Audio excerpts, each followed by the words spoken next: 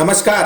आपके अपने YouTube channel समय की पुकार में मैं ओम कसारा आप सभी दर्शक बंधुओं का हार्दिक स्वागत और अभिनंदन करता हूं। भीलवाड़ा जिले के कई लोगों के साथ फिश फार्मिंग के नाम पर करोड़ों रुपए की धोखाधड़ी किए जाने का सनसनीखेज मामला सामने आया है।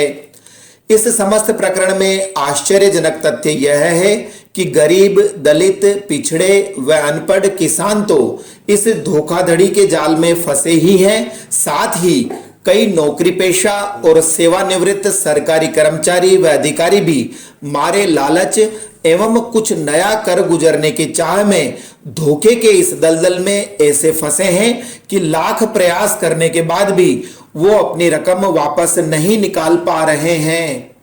मामला कुछ इस प्रकार है कि गुड़गांव हरियाणा की फिश फॉर्चून प्रोड्यूस नामक कंपनी के 3 एजेंट नन्हे खां मंसूरी, नंदलाल और शिवराज साहू भीलवाड़ा जिले में घूम घूम कर अलग अलग खेत मालिकों के पास जाते हैं और उन्हें अपने यहाँ मछली पालन करने का सुझाव देते हैं। इसके लिए वो उनसे कहते हैं कि हमें आपके खेत की मात्र 18,000 स्क्वायर फीट जमीन की जरूरत पड़ेगी। इसके बाद हमारी कंपनी आपके खेत में एक छोटा सा तालाब खोदेगी। इस तालाब के चारों ओर लोहे की बाड़बंदी करेगी और सीसीटीवी कैमरे लगाएगी। इसके बाद खेत मालिक को सिर्फ पोंड में पानी भरना है। तत्पश्चात फिश फॉर्चून प्रोड्यूस कंपनी इसमें मछली के बीज डाल मछली का उत्पादन करके उसे बाजार में बेचेगी। इससे कंपनी को लाखों रुपए का फायदा होगा। इसकी एवज में कंपनी प्रति माह 75,000 रुपए तकरीबन 15-20 महीनों तक खेत मालिक को देगी। इस कार्य की देखरेख के लिए जो आदमी रखा जाएगा उसे प्रति माह 7,000 रुपए कंपनी द्वारा प्रदान किए जाएंगे और पोंड में पानी भरने के लिए ट्यूबवेल अथवा कुएं पर लगी मोटर में जो बिजली खर्च होगी उसका पैसा भी हर महीने 1,000 रुपए के हिसाब से कंपनी ही देगी। चूंकि कंपनी का प्रस्ताव शानदार है, इसलिए खेत मालिक सहर्षी इस काम के लिए तैयार हो जाता है। जैसे ही किसान तैयार हुआ कि एजेंट अपना पासा फेंकते हुए कहते हैं कि चूंकि कंपनी आपके खेत में यह सारा काम करेगी और कल को आप पलट न जाओ, इसलिए गारंटी मनी के रूप में आपको 5.5 लाख रुपए कंपनी के खाते में जमा करवाने पड़ेंगे। यह सुनते ही एक बारगी तो किसान भी दब जाता है।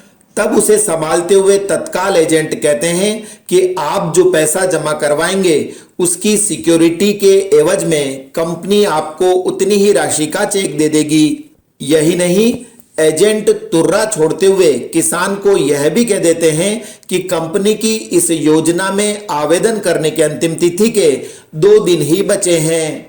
ऐसे में खेत मालिक के पास सोचने, समझने और विचार करने का ज्यादा समय नहीं होता और वो धोखाधड़ी के जाल में फंस ही जाता है।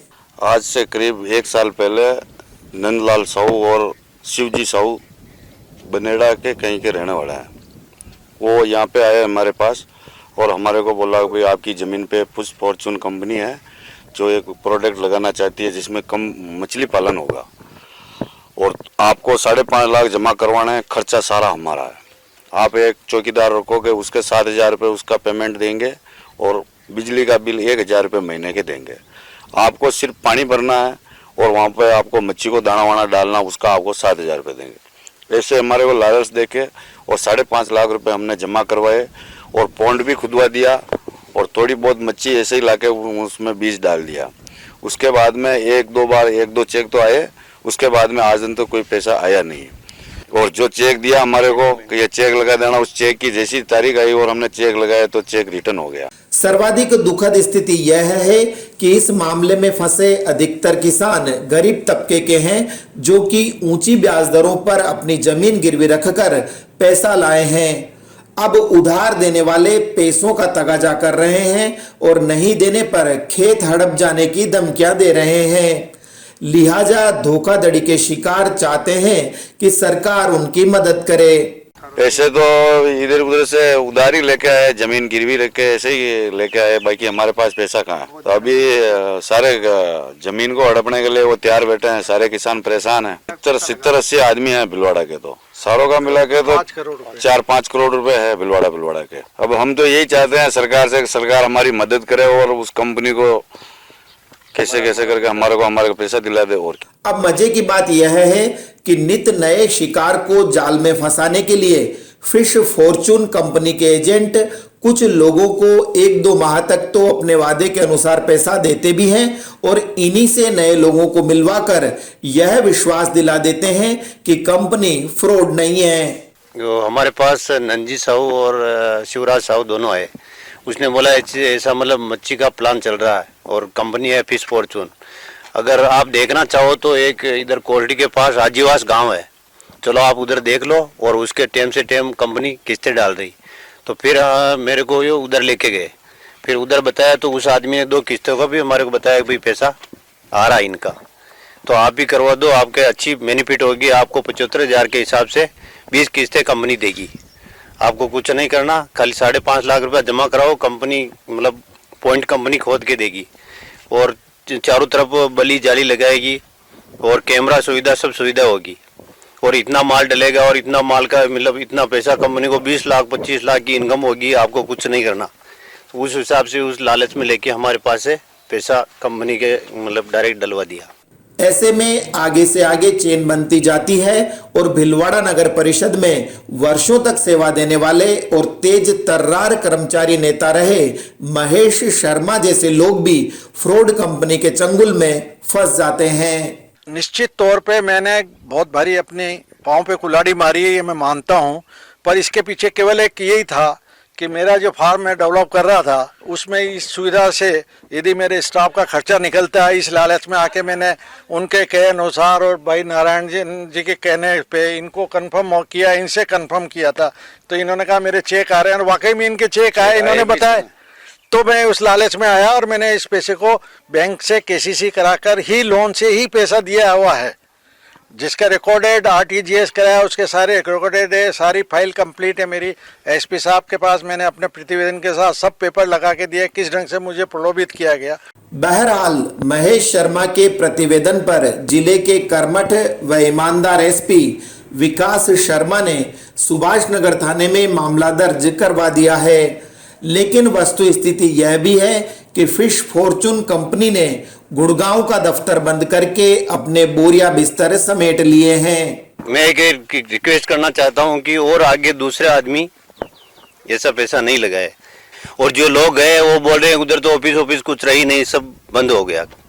ऐसे में महेश शर्मा का मानना है कि जब तक स्थानीय एजेंट पर पुलिस अपना शिकंजा नहीं कसेगी तब तक कुछ भी होने वाला नहीं है। में ये लगता है कि जो ये लोकल एजेंट जो काम कर रहे हैं, इन्होंने इनको करीबन 50,000 एक पॉइंट पे लगभग 50,000 का इंसेंटिव मिलता है।